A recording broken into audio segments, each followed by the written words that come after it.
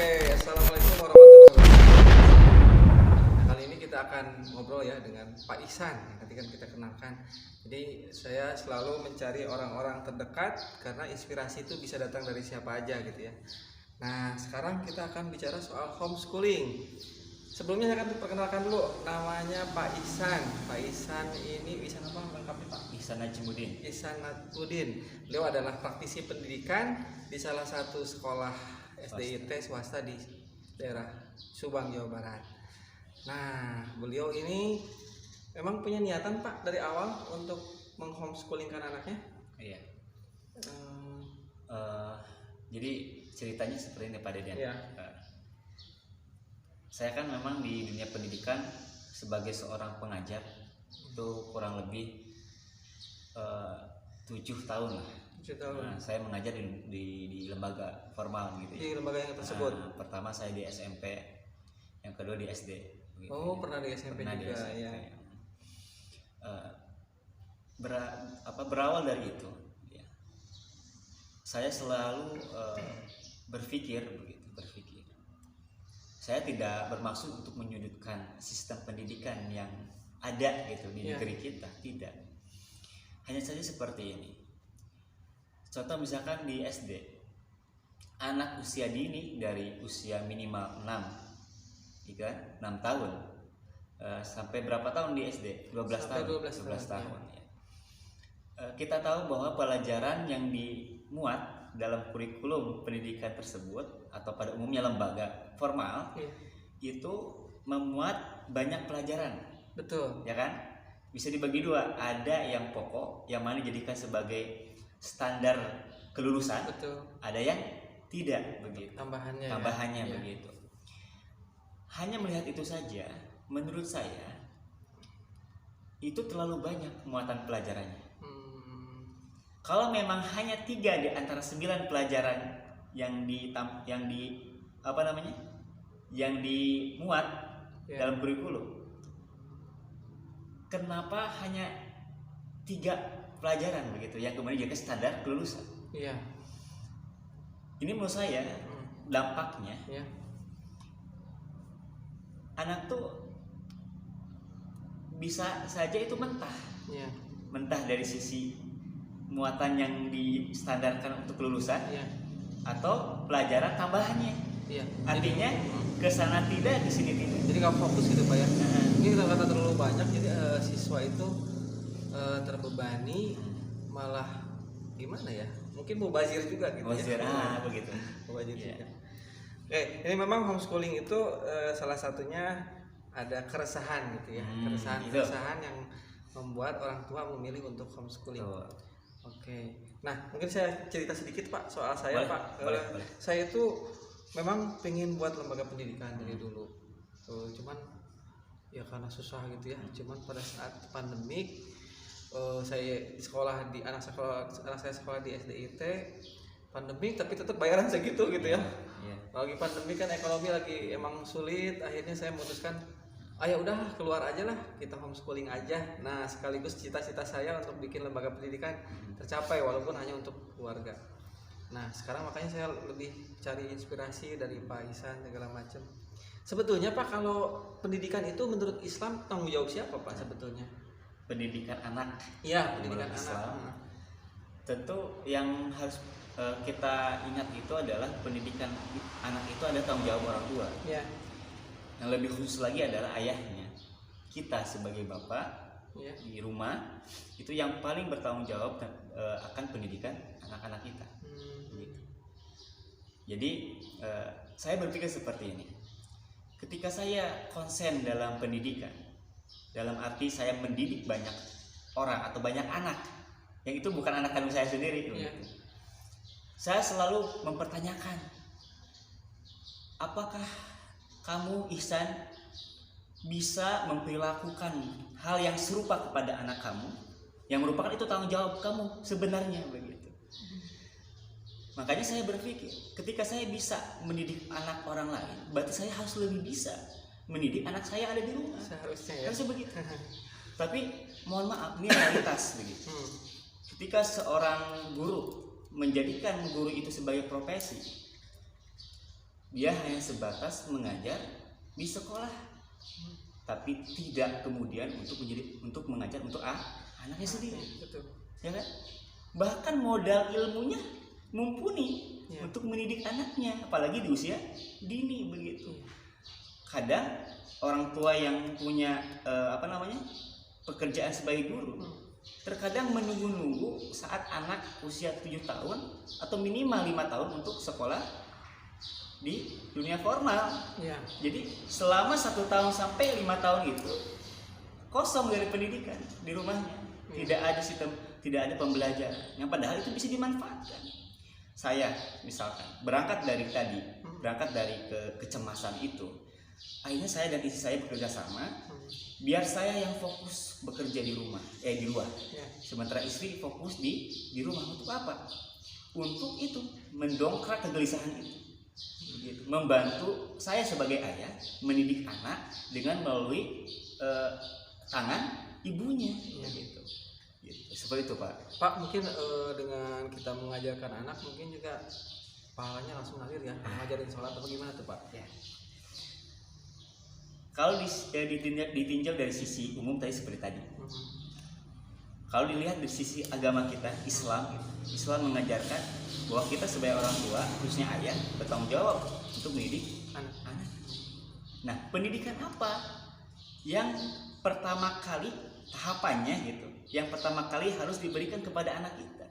Apakah anak langsung dijejali dengan berbagai macam ilmu pengetahuan? Ya. Seperti yang sekarang terjadi, misalkan apapun pelajarannya ada secara teoritis. Sementara kalau kita lihat pelajaran yang kita dapati dari kisahnya Ibrahim alaihissalam, di dalam doanya apa? Punya kekuatan doa untuk apa? Meminta kepada Allah agar tempat ia tinggal itu adalah bersih dari apa? Dari kesyirikan.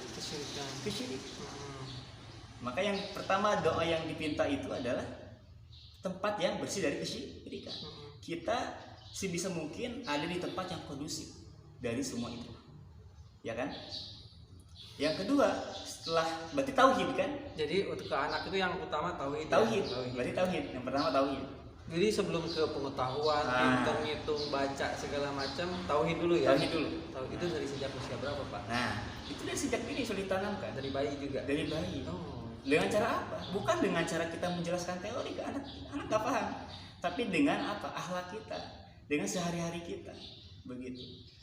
Ya kan? Anak di usia 1 tahun bahkan dari 0 tahun sampai kemudian bisa membedakan mana yang benar mana yang salah. Anak belajar dari tindakan kita sehari-hari. Contoh sederhana, Pak, diskusi kita dengan anak untuk menumbuhkan tauhid itu. Contoh kecil aja, Pak. Menunjukkan tauhid. Pelajaran tauhid itu bukan berarti rukun iman itu berapa, bukan itu.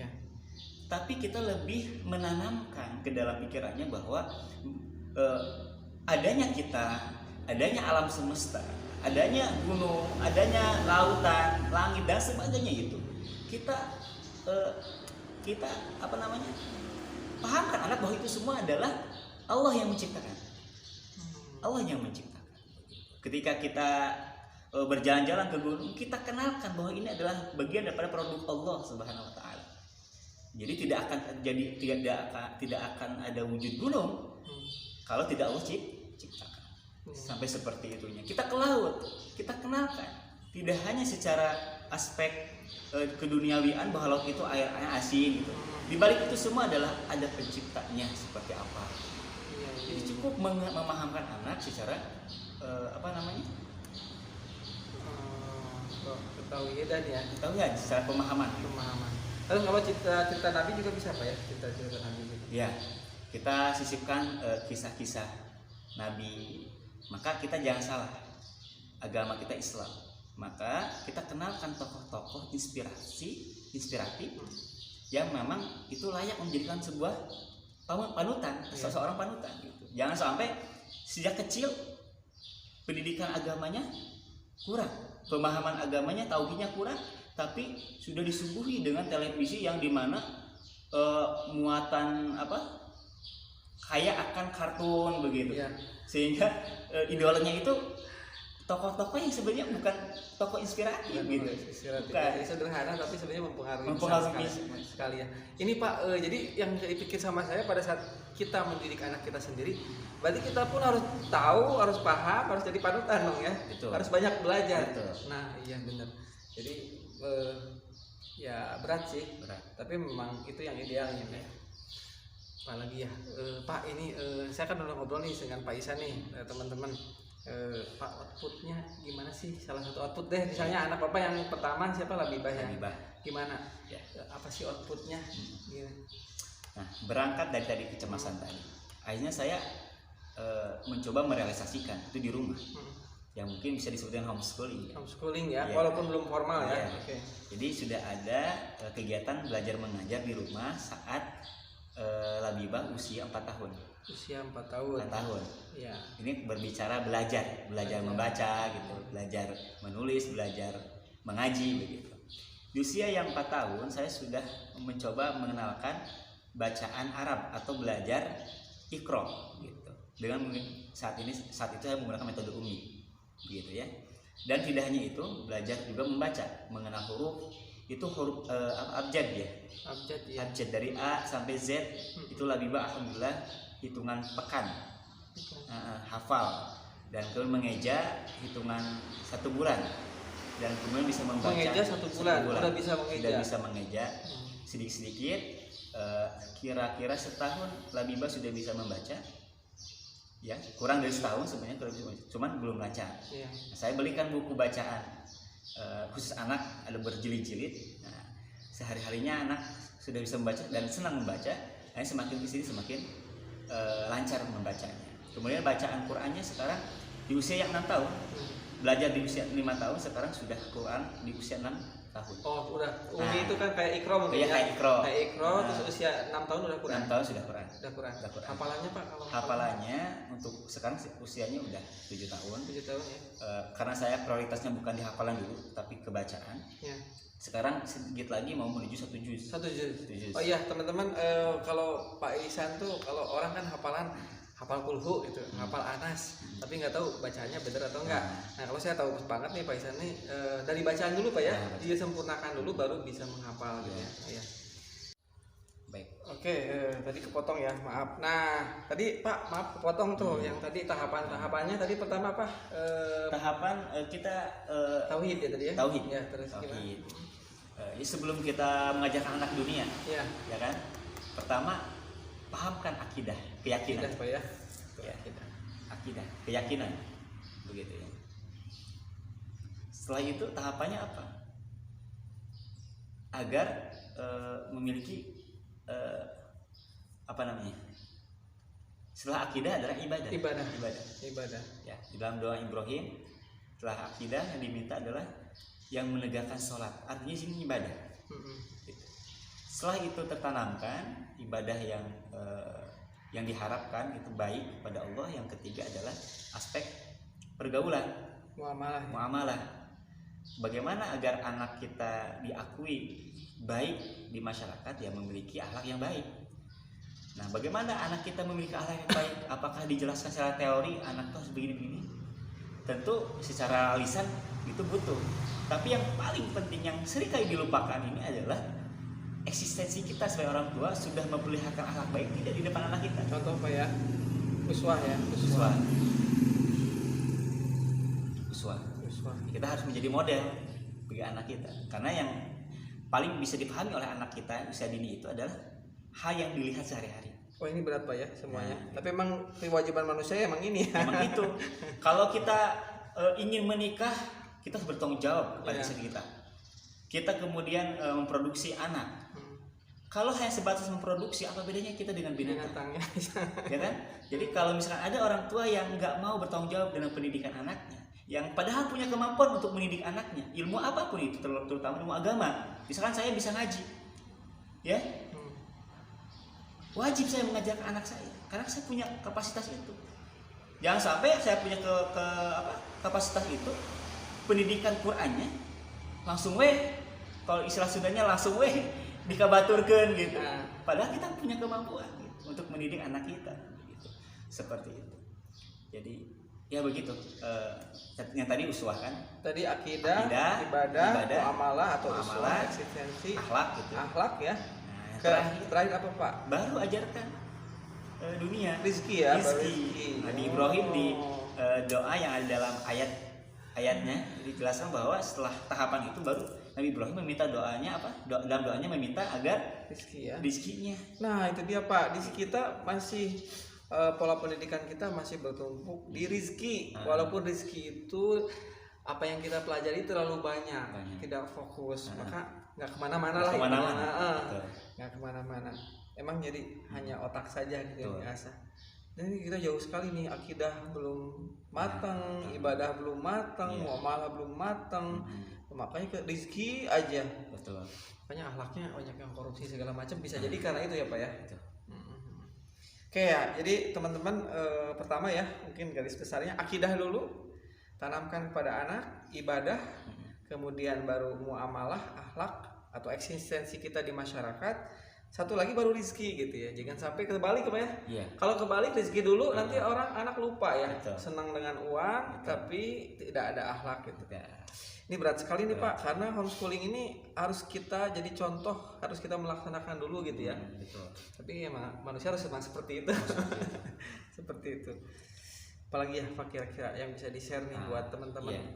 Jadi kalau kita berharap anak kita memiliki akhlak baik, tentu kitanya sebagai orang tua yang harus terlebih dahulu memiliki akhlak baik.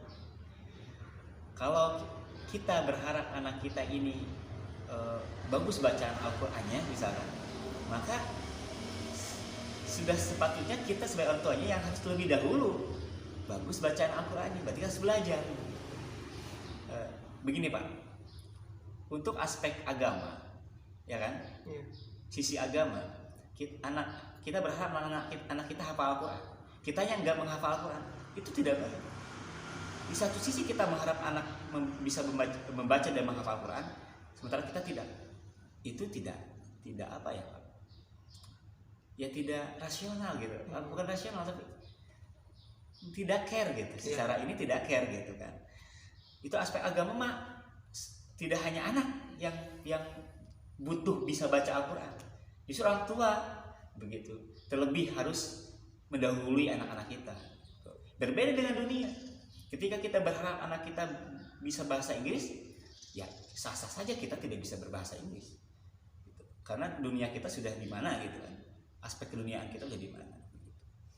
Nah untuk masalah dunia seharusnya sebenarnya kalau pendidikan sejak dini itu sedikit diawali dengan tahapannya sedikit, ya kan? Kenapa orang-orang dulu itu banyak ahli yang usianya masih belasan tahun? Banyak penghafal Quran yang usianya kurang dari 10 tahun. Ya karena mereka konsen di situ, di satu titik begitu. Jadi tahapannya dari yang terkecil, setelah terkuasai itu maka pindah ke yang lain. Semakin lama semakin bertambah kemampuannya dalam berbagai bidang. Tapi kalau di Bali disuguhkan dulu banyak pelajaran. Ya kan? Spesialisasi di akhir gitu. Ujung-ujung spesialisasinya di akhir.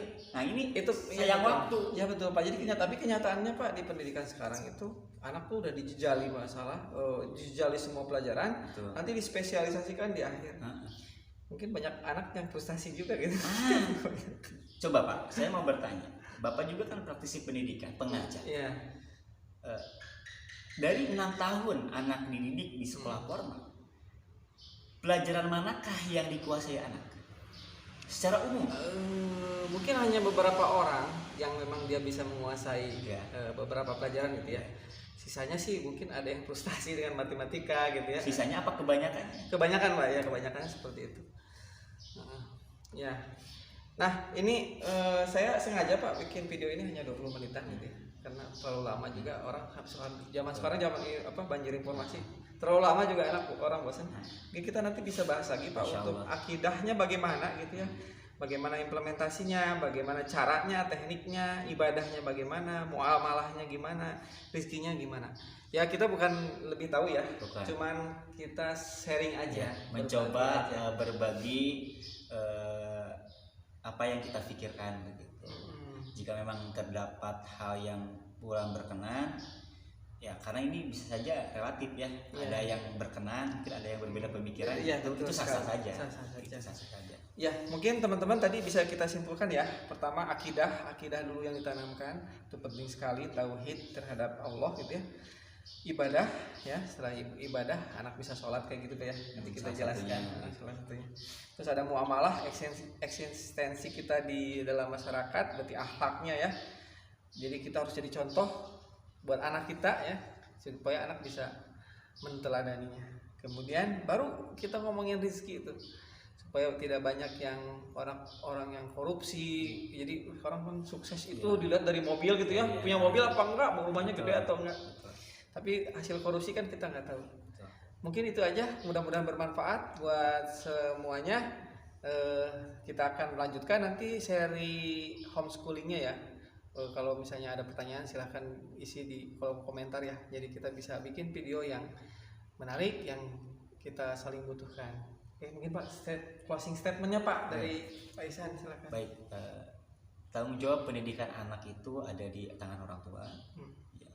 Walaupun saya pendidikan saya terbatas, ya selama mentok maka boleh minta bantuan orang lain. Tapi ingat, bukan mengandalkan orang lain. Kuncinya tetap ada di orang tua. Tanggung jawab ada di kita. Jangan sampai kayak laundry, baju kita kotor serahkan ke tempat laundryan, terima bersih. Tidak. Hargai guru-guru. Mereka berjuang memegang 1 berbanding 30 anak. Tapi kita di rumah hanya memegang anak kita sendiri. Makanya yang kedua, hargai guru yang di luar, hargai guru lain gitu. Mungkin itu akhlak juga buat anak ya, menghargai guru ya. Betul, hargai guru di luar. Jadi gini, yang dipandang anak kita itu adalah anak punya guru di sekolah, tapi ada guru yang paling utama itu adalah kita, orang tuanya guru sendiri, ya. Yang utama adalah orang tuanya sendiri. Itu yang kemudian berikutnya tahapan. Perhatikan tahapan. Jangan terlalu muluk-muluk. Untuk usia dini itu masa dimana membentuk pondasi ya? Iya, yang kuat, kokoh, akidahnya kuat, ibadahnya kuat, ya, karakternya bagus, sehingga kalau mendapatkan segala macam bentuk pemikiran-pemikiran yang sesat, apalagi itu dengan sendirinya anak sudah bisa punya daya tahan tubuh, imunitas akidah ya, ibadah itu imunitas begitu dari pemikiran-pemikiran yang jahat. Karena pada akhirnya yang akan kita pertanggungjawabkan itu adalah apa? Ya amal ibadah, amal kita baik mahdoh secara langsung kepada Allah ataupun ghair mahdoh, tadi berinteraksi dengan sesama makhluk atau lingkungan sekitarnya seperti itu. Oke, makasih sekali nih Pak Ihsan udah memberikan pencerahannya buat kita ya. Nanti kita akan tulis catatannya. Mudah-mudahan bisa diamalkan, didakwahkan juga kepada yang belum tahu. Oke, terima kasih atas yang nonton gitu ya, perhatiannya. Mudah-mudahan bisa lebih berkembang lagi. Oke, terima kasih. Assalamualaikum warahmatullahi wabarakatuh.